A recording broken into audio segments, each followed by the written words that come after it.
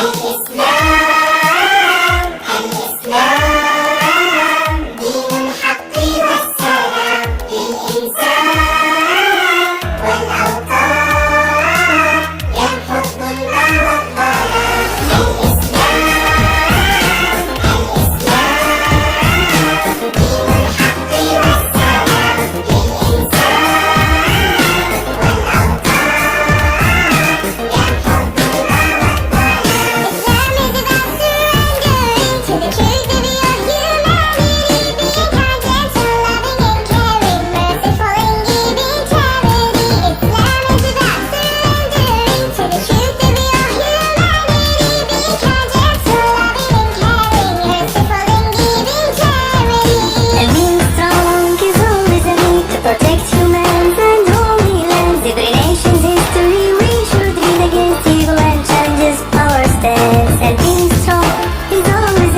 protect humans and holy lands. In the nation's history, we should lead against evil and challenges power stands.